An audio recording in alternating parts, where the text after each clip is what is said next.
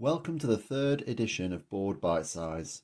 Today we're joined again by our Chair, Julie Holder, and Chief Executive, Tracy Allen, who are both going to spend a few minutes reflecting on their personal highlights from this month's Trust Board meeting. We're going to start with Julie. So how has the day been for you, Julie? So I think it's been great again today. I always feel energised at the end of the day, which is a really good measure, I think, of how good the discussion's been. And as always, I think we've had a real focus on people. I think we have to acknowledge that, sadly, you've decided to step down, Tracy, and I think there's a lot of sadness around that and people are feeling unsettled, but it's the right thing for you. I know it's the right thing for you. And that we'll be coming out over the next few weeks to talk about how we're going to replace you. Not that we can ever replace you, I have to say. But also we've got, I just wanted to touch on the fact that we were really motivated at the inclusivity conference that we went to. Yeah. Really well represented as Joined Up Care Derbyshire there. And that's going to follow through, is that we're going to have a focus following on from the things we heard, but the things we're doing at our next public board in June. And then just to mention about the network conference on the 8th of May. Yeah. Just encourage people to actually join us at that conference. Yeah, absolutely.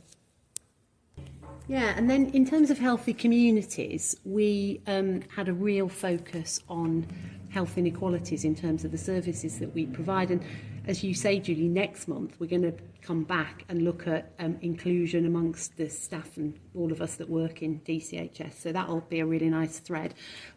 Matt Eves has done some amazing work that we can now share with services that just shows some really quite shocking differences in both the access that people have to our services and their experiences, depending on whether they're white, middle class, educated, where they live, what their ethnicity is, and broadly speaking, we are not serving some of our minority communities in Derby and Derbyshire nearly as well as we want to.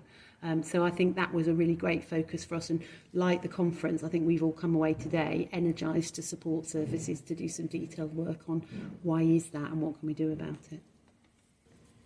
Again, I think for me, the last couple of months, Tracy, both working with you, but today as well, we seem to have spent an awful lot of time, well, not an awful lot of time, but a good amount of time working with partner colleagues, whether that's about some of the things that we're doing in partnership together in terms of developing services, but also this real big focus on planning for 24-25.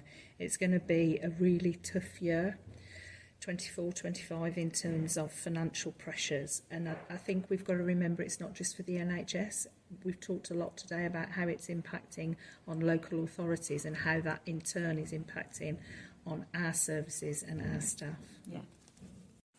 And then around our fourth kind of strategic theme, focus on the future, you're really good at challenging us, Julie, every board, to make sure that as well as looking at like managing today, so what's happening with the money and the people and the performance, that we're really thinking about what's coming along in 3-5 years' time and what can we do to get ready for it. And we had two big focuses on that today, didn't we? We had a session on digital opportunities and looking at down the line, how do we adapt the technology that's around for us to access our medical records, to take more control of our own health.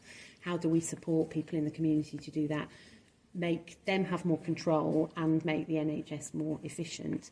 And then we also reviewed and approved our DCHS sustainability plan, didn't we, that was looking again about what is the contribution we can make, not just to being effective and efficient as an organisation, but actually minimising the impact we have on the environment, making sure that we're recruiting and developing local people and giving them the opportunity to have fulfilling careers in the NHS. So I think we got the balance right.